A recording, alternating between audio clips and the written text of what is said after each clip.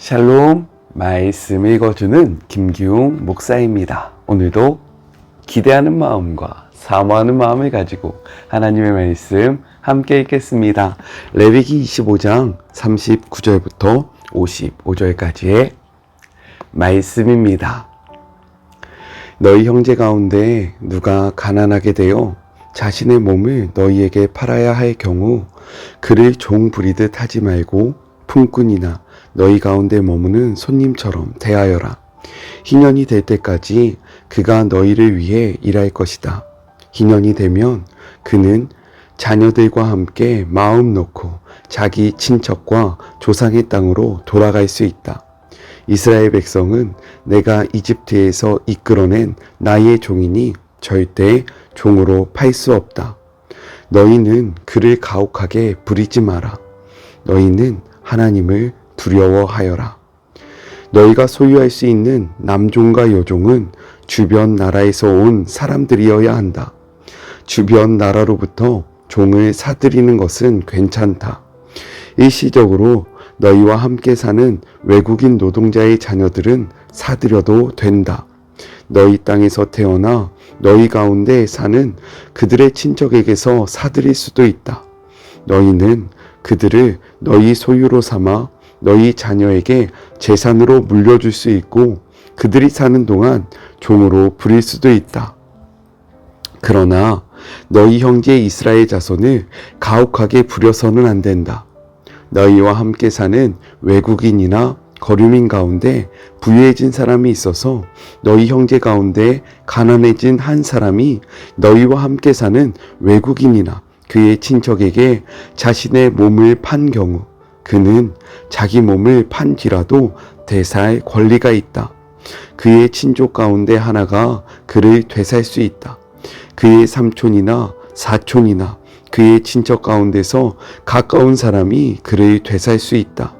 또는 그가 돈을 모아서 스스로 값을 치를 수도 있다. 그럴 경우 그와 그의 주인은 그가 몸을 판 해로부터 희년이 되는 해까지의 횟수를 계산하고 그 횟수 동안 치러야 할 품꾼의 삿에 따라 되사는 값을 정해야 한다. 희년까지 횟수가 많이 남았으면 그는 자신을 판 가격의 상당액을 갚아야 한다. 그러나 희년까지 몇 해 남아있지 않았으면 그 남은 횟수에 따라 되사는 값을 계산해야 한다. 주인은 그를 해마다 고용한 사람처럼 대해야 한다. 주인이라도 그를 가혹하게 부리는 일이 없어야 한다. 그가 이 방법들 가운데 어느 것으로도 풀려나지 못한다 해도 희년이 되면 자유의 몸이 된다. 그는 물론이고 그의 자녀까지도 자유의 몸이 된다. 이는 이스라엘 백성이 나의 종, 곧 내가 이집트에서 이끌어낸 나의 종이기 때문이다. 나는 하나님, 너희 하나님이다. 이것은 하나님의 말씀입니다. 오늘 말씀은 내용상 두 부분으로 나눠서 생각해 볼 수 있습니다. 먼저 첫 번째 39절부터 46절 종에 대한 규례에 대해서 이야기를 하고 있어요. 어제까지의 말씀을 통해서요. 희년 제도와 희년에 회복할 토지와 가옥에 대한 규례를 주셨고 이제 마지막으로 가난한 자와 종의 회복에 대한 규례를 제공함으로 희년 제도를 마무리합니다. 가난하여 집이나 토지를 팔아 넘기고도 문제가 해결되지 않고 빚을 갚아야 하는 상황이 계속되면요. 결국 가족의 일원을 종으로 보내거나 자기 자신을 종으로 팔아야 하는 경우가 발생했습니다. 하나님은 이때 이스라엘 공동체가 어떻게 해야 하는지를 말씀하시고 계신 거예요. 우리 39절의 말씀을 같이 한번 읽어볼까요? 나와 함께 있는 내 형제가 가난하게 되어 내게 몸이 팔리거든 너는 그를 종으로 부리지 말고 라고 말씀하고 있습니다. 이렇듯 가난으로 인해 이스라엘 백성들 중에서 동족인 이스라엘 백성을 종으로 사게 되면 그를 종이 아닌 품꾼이나 동거인으로 대우해야 한다라고 말씀하고 있는 거예요. 즉 엄하게 부려먹거나 착취를 해서는 안 되고요. 급여를 주고 고용한 일꾼처럼 존중하며 대우해야 한다는 것입니다. 그리고 희년이 될 때 다시금 그들을 그의 조상의 기업으로 돌려보내고 하나님의 백성으로서 동등하게 대우하며 살아가야 한다라고 말씀하고 있는 거예요. 왜냐하면요, 형제의 어려움을 자기의 기회로 삼아 자신의 배를 불리고 형제의 어려움을 더 어렵게 만드는 것은 하나님을 경외하지 않음을 뜻하기 때문입니다. 하나님은요, 이렇게 말씀하셨어요. 42절의 말씀입니다. 그들은 내가 애굽 땅에서 인도하여 낸 내 종들이니 종으로 팔지 말 것이라. 43절입니다. 너는 그를 엄하게 부리지 말고 내 하나님을 경외하라 라고 말씀하고 계십니다. 이스라엘 백성은요, 애굽에서 노예 생활을 했습니다. 그러나 하나님께서는요, 그 노예의 속박으로부터 이스라엘을 구원하시어 자유민으로 약속의 땅에 살게 하셨다는 거예요. 그렇기 때문에 하나님의 선택과 은혜로 자유민이 된 그들은요, 이러한 하나님의 은혜를 기억하면서 하나님의 백성인 이스라엘 사람들을 노예로 삼는 일은 해서는 절대로 안 된다는 것입니다. 이처럼 우리 모두는요, 하나님의 은혜를 입은 자들입니다. 믿으십니까? 우리가 우리의 힘으로 여기까지 온 것 같지만 이 모든 순간순간에 하나님의 은혜와 그리고 하나님의 인도하심, 하나님의 보호하심이 있었다라는 거예요. 우리는 이를 잊어서는 안 됩니다. 그리고 이를 기억함으로 하나님께 값없이 받은 사랑과 은혜를 기억하면서 또 다른 이들에게 사랑과 은혜를 흘려보내야 한다라고 말씀하고 있습니다. 어떻게 하나님의 은혜를 우리 주변에 있는 자들에게 흘려보내고 있습니까? 그렇지 못한다면 오늘의 이 말씀 앞에 멈춰서서 내가 흘려보내야 하는 사랑과 은혜는 무엇인지, 그리고 내가 받았던 하나님의 은혜와 사랑은 무엇인지 다시 한번 깊이 묵상하는 그런 복된 시간이 되었으면 좋겠습니다. 둘째, 47절부터 55절 이방인에게 팔린 종의 속량 규례에 대해서 말씀하고 있어요. 우리 47절의 말씀을 같이 한번 읽겠습니다. 만일 너와 함께 있는 거류민이나 동거인은 부유하게 되고 그와 함께 있는 내 형제는 가난하게 되므로 그가 너와 함께 있는 거류민이나 동거인 또는 거류민의 가족의 후손에게 팔리면 이라고 기록하고 있습니다. 이는요, 앞에서 이야기했던 것보다 더욱더 심각한 경우로서 가나안 땅에 거주하는 이방인이 이스라엘 백성 중에서 종을 사게 되었을 때를 말씀하고 있습니다. 경제적으로 어려움 때문에 동족이 아닌 이방인에게 팔려가는 것은요, 대단히 불행한 일이었어요. 그리고 이는 이스라엘 공동체가 올바른 역할을 하지 못했다라는 뜻을 가지고 있습니다. 그렇기에 개인적으로 다시 부유하게 되어 스스로를 속량하는 방법도 있겠지만 하나님은요, 이방인의 종이 된 이스라엘 사람을 속량하는 기본적인 책무가 이스라엘 공동체에게 있다라고 말씀하고 계신 거예요. 그래서 성경은요, 이렇게 이야기하는 겁니다. 우리 48절의 말씀을 같이 한번 읽겠습니다. 그가 팔린 후에 그에게는 속량받을 권리가 있나니 그의 형제 중 하나가 그를 속량하거나 라고 이야기합니다.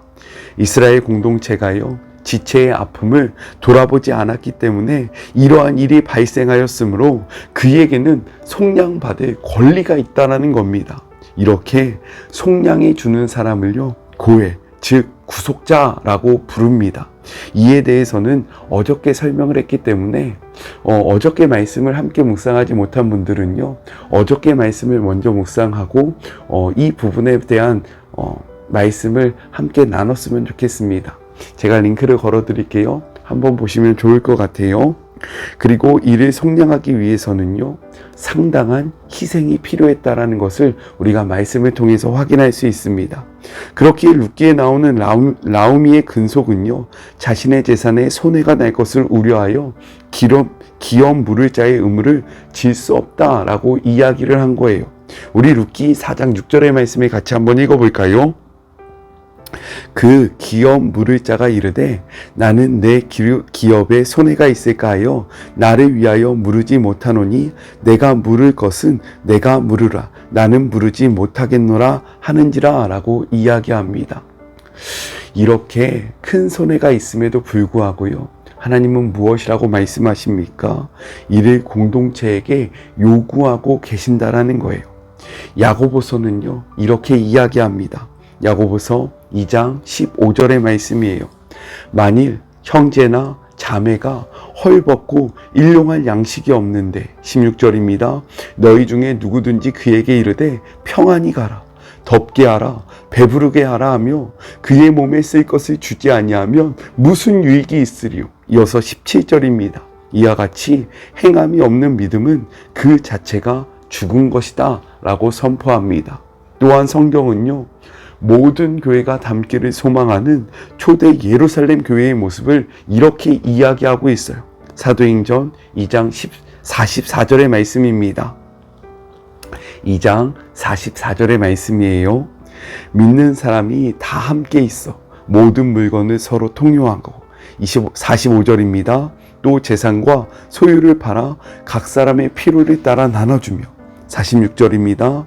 날마다 마음을 같이하여 성전에 모이기를 힘쓰고 집에서 떡을 떼며 기쁨과 순전한 마음으로 음식을 먹고, 마지막 47절. 하나님을 찬미하며 또 온 백성에게 친송을 받으니 주께서 구원받는 사람을 날마다 더하게 하시니라 라고 기록하고 있습니다. 이것이 바로 하나님이 디자인하신 참된 공동체의 모습이라는 거예요. 개인의 아픔을 개인의 책임으로 몰아가는 것이 아니라 개인의 아픔을 공동체가 책임지는 모습, 개인의 슬픔을 혼자 감당하게 하는 것이 아니라 공동체가 함께 이를 감당하는 것이 하나님이 디자인하신 참된 공동체의 모습이라는 겁니다. 저는요, 제가 속한 공동체가 이러한 모습을 소유하기를 소망합니다. 그리고 한국교회가 이 말씀을 기억하며 아픔 자들을 품고요, 아픔 자들의 아픔을, 개인의 아픔을 공동체가 함께 감당하기를 주님의 이름으로 축복합니다. 이 말씀 앞에 우리는 기억해야 해요.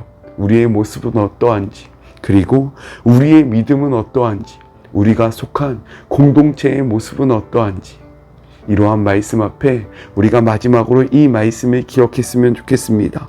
요한일서 3장 18절의 말씀입니다.